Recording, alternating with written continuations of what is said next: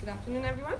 My name is Nkiru Uwaje, and I work as part of Dell Technologies. And just as an FYI, we don't only sell laptops. So I'm the blockchain strategy lead in the UK, and I work as part of the digital strategy office in enterprise. Now, I'll leave that to later on if you want to ask any questions exactly what we do. But today I really wanted to discuss a little bit more, not necessarily the emerging trends in technology, because I think we're all pretty aware of what the catch-all phrases are, but more about the application and really the intersectionality between technology and human progress. So we're at the moment at a really interesting place in time, which is really around like a massive paradigm shift. We're spearheading into the fourth industrial revolution, and according to Karl Schwab from the World Economic Forum, we've never had this type of transformation at this type of scale or scope at all, right? So at this point, the question is more, how can we use this technology, right, to really work on some of the challenges that we're seeing in our environment, right? In terms of disease, in terms of poverty, and in terms of just like human fairness. So I want to talk a little bit more about that and really challenge everybody to think about not necessarily the business advantage we can all gain out of technology, because I think that's a given, but rather about how do we solve really exponential problems that we're facing today, and how do we create an environment that enables us to do that. So I guess the first question for me is always, well, that's great, but where do we start and how do we actually leverage that technology?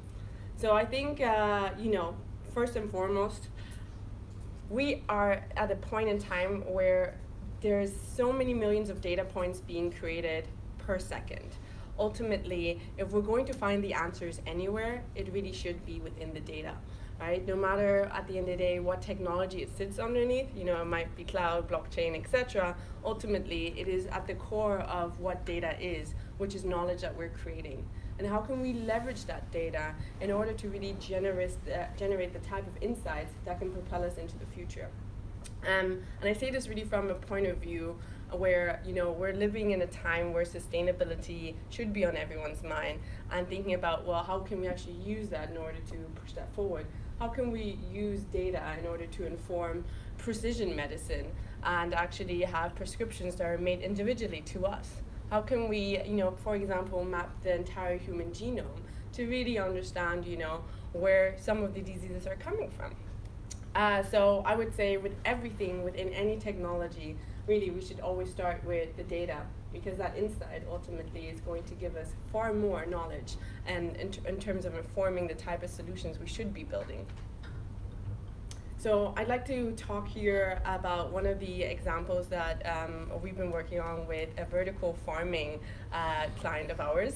So for those of you who don't know what vertical farming is, imagine a really big warehouse full of stacks and stacks of plates that grow vegetables.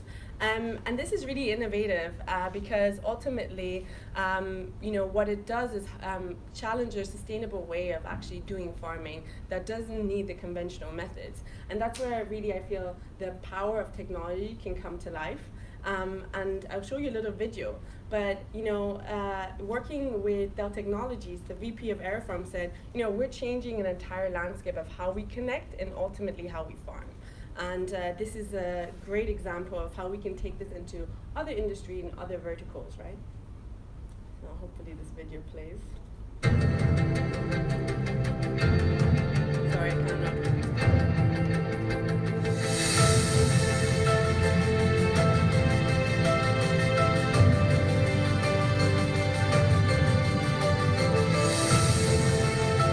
Who would have thought you could grow a plant in a warehouse instead of a field?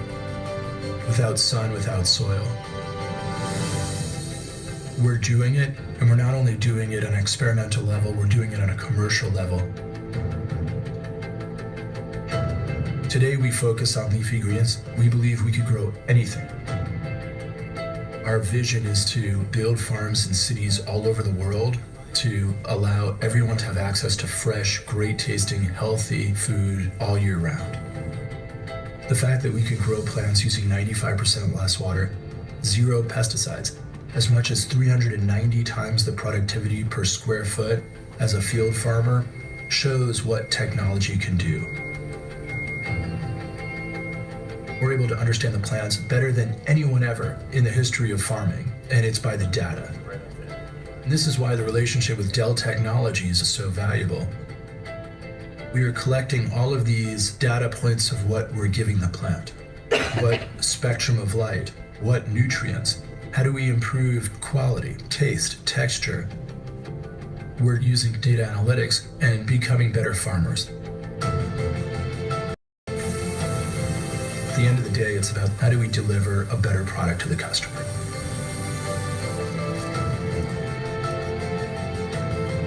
This is AeroFarm's baby kale. This is going to be packed the flavor of kale. The watercress had those peppery notes. The bok choy is super juicy. This is what I love about AeroFarms, is that it's like technology that's allowing people to farm better and smarter, and it makes really delicious food. The world needs a new paradigm of how we're going to feed this planet. AeroFarms is illustrative of what technology can do to provide more with less.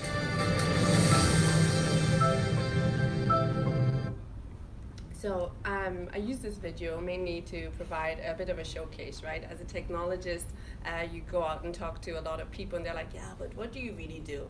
And I think this video to me is really powerful because it brings to life some of the things you can do with technology, especially emerging technology.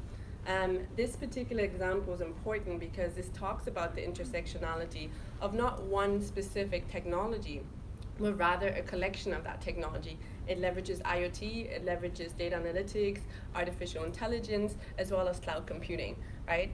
And this is really the point I want to make. It's not about the power of just one emerging technology, but really as a collection and how we can leverage that. Now, that's one example, and I'm sure we all love good crunchy kale that doesn't have any pesticides.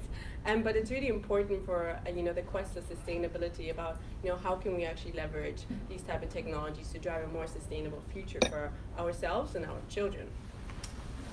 One, to me, a really phenomenal example is about how to leverage some of these new technologies, and especially the data from it. Was when I went to Vienna last April. I met a startup that was bioprinting organs.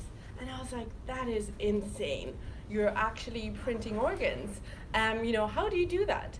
But first of all, let's talk about the problem. There's so many individuals who need heart transplants out there, over 1 million yearly in the US.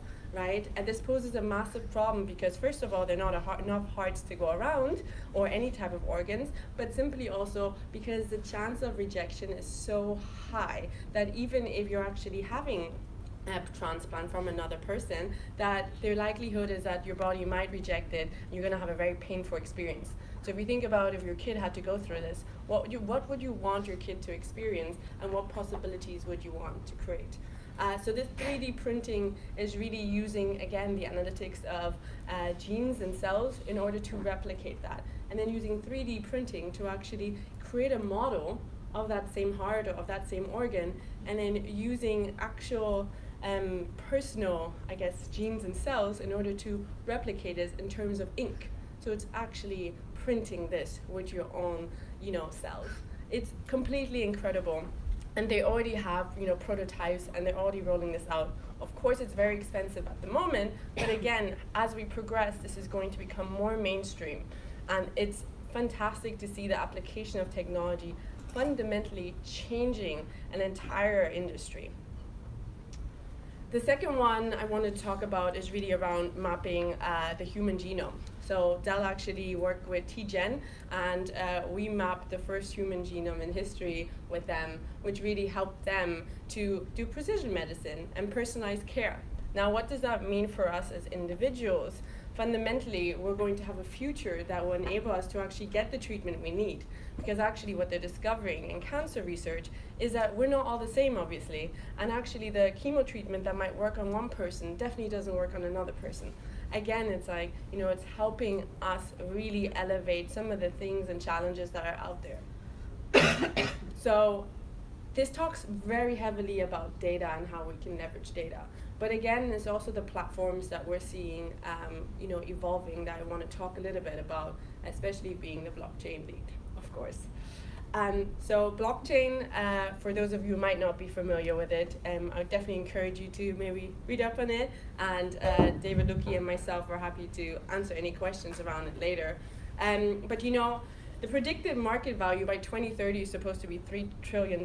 Now, of course, if you're an investor, you're going to be really excited about this. But the reason why I put that number up there is more around actually looking at the forecast of it and the potential that people see in it and how much investment is going into it, so that we can actually develop things that will enable a really decentralized structure for our future. Now, I want to put this into context, because I think for a lot of people, blockchain is this arbitrary thing, that's just really complicated technology at the end of it. But I want to show the exponential difference it can make to, human lives. And that's really an example of the United Nations. So United Nations has been working with the World Identity Network in order to actually start mapping the digital identities across borders, and therefore having a decentralized database that we can all cross-leverage. And if you have a child, for example, that's crossing a border with a completely different identity than what it's supposed to be, then there's going to be certain questions asked. Or, for example, somebody tries to steal your passport. Ultimately, if David Lucky again shows up twice, but looks very different, there can be a trigger that's charged. Now, if we look into the future, and we look into how many people are human trafficked every day, this really matters. And this is just one example about how we can actually use platform technology like blockchain or cloud in order to build a far more trusting future for all of us. And of course, technology, for me, is not the answer to everything.